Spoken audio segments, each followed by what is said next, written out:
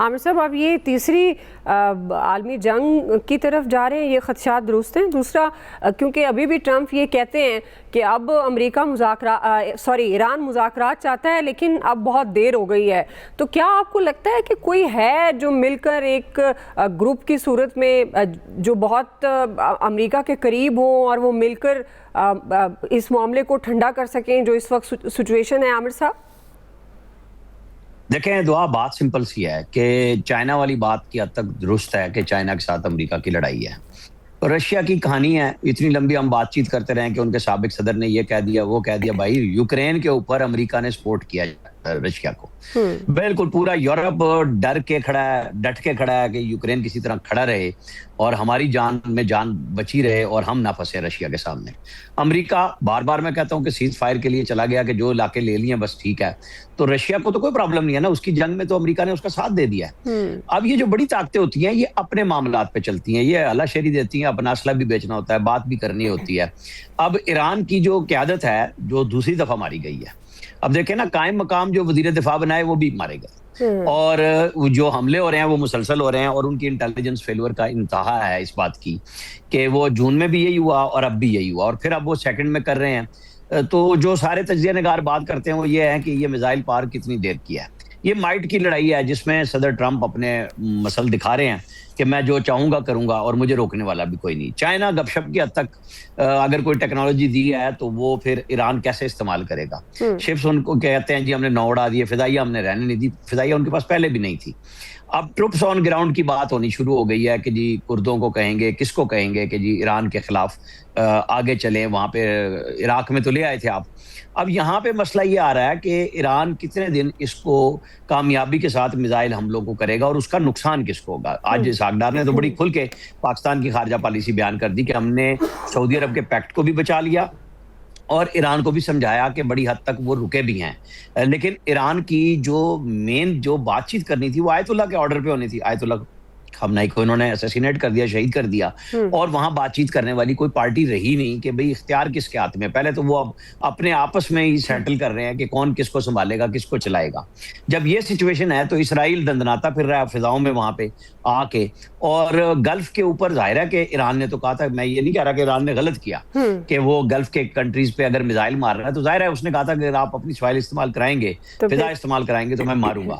لیکن اس کا نتیجہ کیا ہوا ہے کہ وہ سارے بجائے جو ایران کے ساتھ بات چیت کے حق میں تھے وہ بھی اپنی بقا میں چل پڑے. یہ مزید ہوا تو زیادہ مسئلہ ایران کے لیے فوراً آئے گا. پاکستان تو اپنی ایک ایسی اس میں موجود ہے کہ امریکہ کے ساتھ بھی تعلق رکھنے ہیں، بیجنگ کے ساتھ بھی رکھنے ہیں، ہمیں ریاض کے ساتھ بھی ہیں، ہم تہران کے ساتھ بھی ہیں، لیکن ہم دوغلی پالیسی پہ کہیں نہیں ہیں، ہم اوپن ہیں. جیسے اسحاق ڈار نے آج بات کہی نا، تو اس سے اچھی بات ہو نہیں سکتی تھی کہ ہم نے سعودی عرب کے معاملے میں ایران سے بات کی اور ایران کی جو شرائط تھی وہ سعودی عرب سے منوائی بڑی حد تک ہم نے، تو اس لیے وہ پیچھے رہے. اب اگلا آنے والا منظر کیا ہوگا؟ ایران میں قیادت کس طرح اپنے آپ کو سنبھالتی ہے بات چیت کے لیے. وہ صدر ٹرمپ نے 2 دن پہلے کہا تھا وقت ختم ہو گیا، تو اگلوں نے کہا کہ ہم تو تمہارے سے بات ہی نہیں کریں گے. اب وہ کہہ رہے ہیں تمہارے پاس وقت نہیں رہا.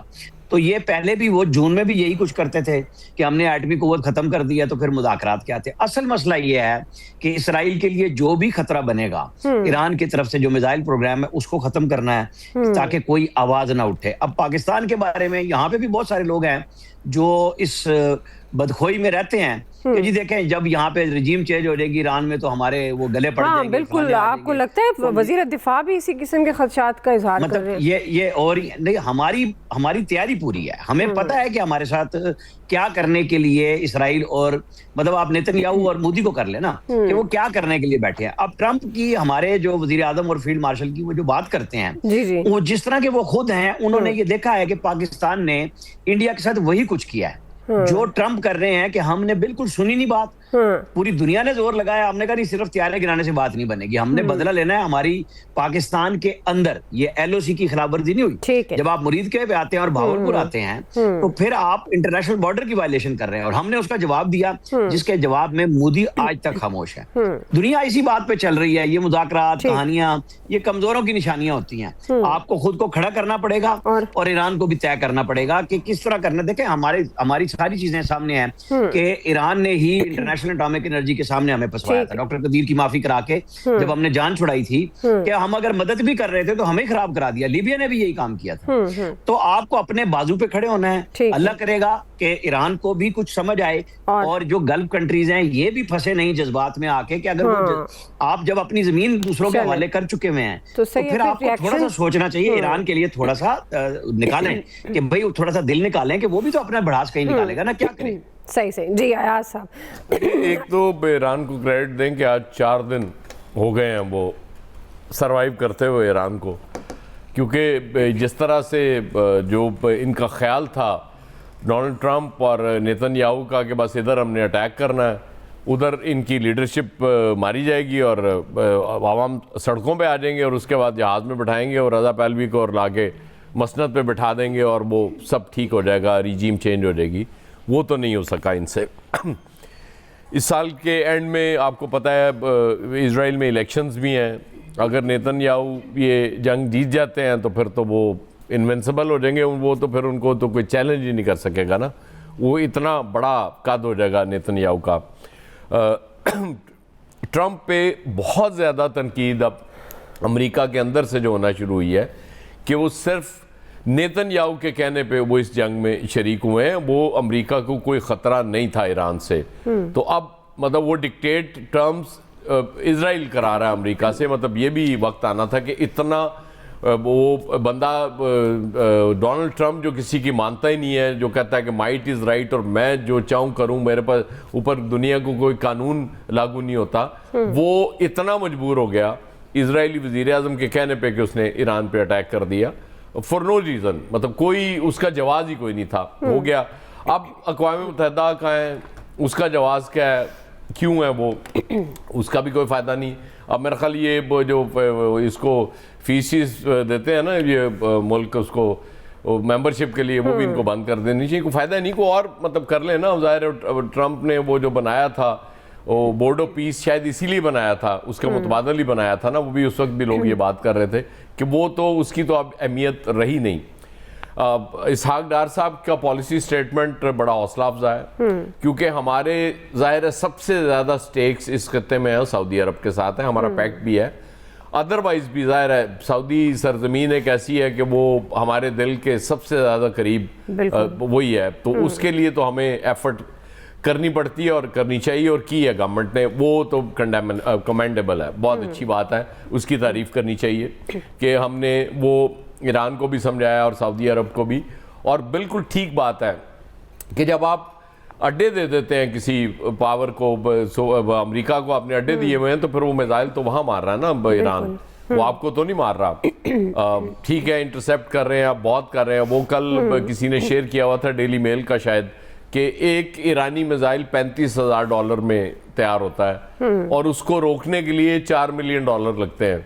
تو اس میں بھی ایران کی ظاہر نقصان کم ہو رہا نا, وہ روکنے والوں کا زیادہ نقصان ہو رہا ہے. البتہ یہ جنگ جتنی جلدی ختم ہو جائے اتنی بہتر ہے پوری دنیا کے لیے.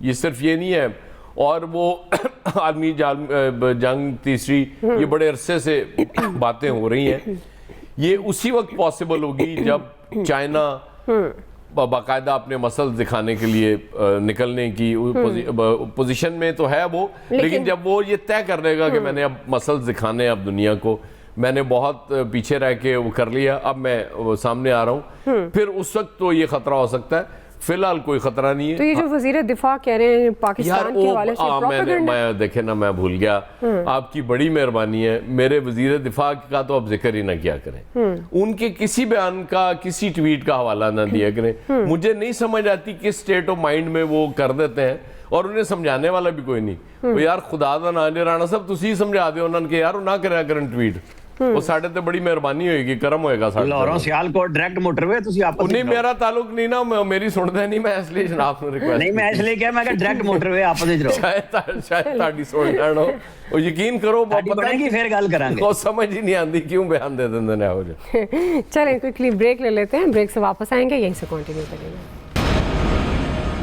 جی ویلکم بیک ناظرین. فیصل صاحب آپ کو لگتا ہے کہ یہ کیا امریکہ ایران کشیدگی اسرائیل کشیدگی ہے یہ تیسری عالمی جنگ میں بدل سکتی ہے, اور خاص طور پر جو چائنا کا کردار ہے آپ اس کو کس طرح سے دیکھتے ہیں؟ کیونکہ ابھی وہ خبردار تو کر رہا ہے کہ اس کو روکا جانا چاہیے ورنہ یہ پوری دنیا کو یہ آگ اپنی لپیٹ میں لے لے گی. آپ کو لگتا ہے کہ اس سے بڑھ کر چائنا کو کچھ کرنا ہوگا, کیونکہ یا پھر وہ کون سے ممالک ہیں آپ کے خیال میں جو مذاکرات کی طرف لا سکتے ہیں یا جو معاملے کو افہام و تفہیم سے حل کروا سکتے ہیں اس وقت؟ ابھی جو خبر بریک ہوئی ہے یہ اتنی خطرناک خبر ہے. اگر اس خبر کو آپ اس کے جزیات میں جا کر دیکھنے کی کوشش کریں کہ وہاں روحانی پیشوا کے لیے ووٹنگ ہو رہی ہے, اب اس پہ جو ہے بمباری کر دی گئی. اب ایک تصور کریں اگر وہ جو امیدوار تھے روحانی پیشوا کے جو بن سکتے تھے 10, 12, 15 جتنے بھی لوگ تھے 2, 3, 4, اس کا مطلب انہوں نے مستقبل کے بھی کئی روحانی پیشواؤں کو اس وقت شہید کر دیا ہے اسرائیل نے, اگر ان کی 88 افراد کی ہلاکت کی جو خبر دے رہی ہے.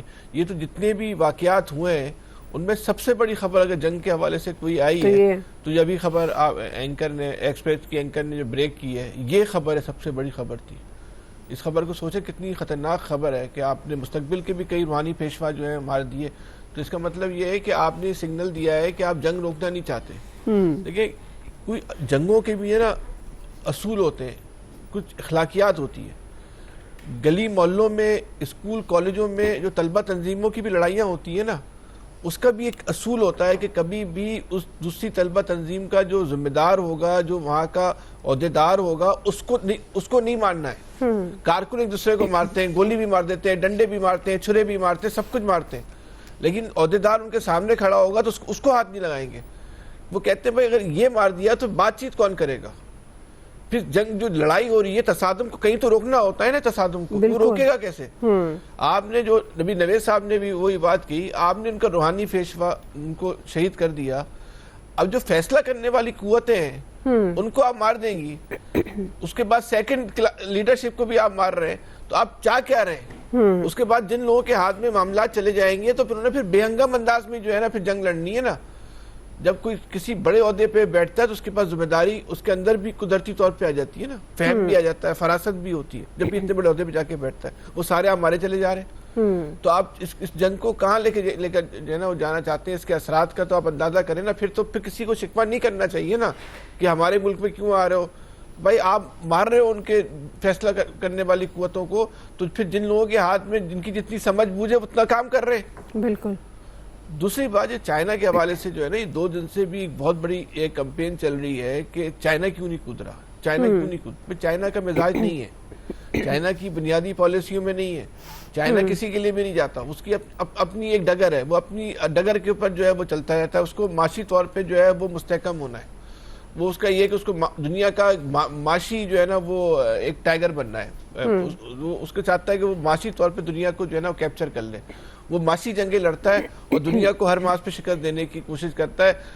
سائنس اور ٹیکنالوجی میں, جبکہ دنیا میں سائنس اور ٹیکنالوجی کا سب سے زیادہ امریکہ کے پاس ہے, لیکن چائنا جو ہے وہ سائنس اور ٹیکنالوجی میں بھی جو ہے وہ امریکہ کو مات دیتا ہے. تو وہ اس کی سم نہیں ہے, وہ نہیں آئے گا. یہ الگ بات ہے جو تیسری جنگ کی بات کی جا رہی ہے, لیکن دعا اس وقت بھی جو جنگ ہے اس کو بھی آپ ایک چھوٹی تیسری جنگ کہہ سکتے ہیں, تیسری عالمی جنگ کہہ سکتے ہیں. جی جی. اس میں آپ دیکھیں نا کہ بالواسطہ اور بلا واسطہ کتنے ممالک جو ہیں وہ انوالو ہو چکے ہیں. عالمی جنگ کیا ہوتی ہے؟ یہی ہوتی ہے کہ اس میں دنیا شریک ہو جائے. تو اس میں کسی نہ کسی سطح پہ اس بنیاد پہ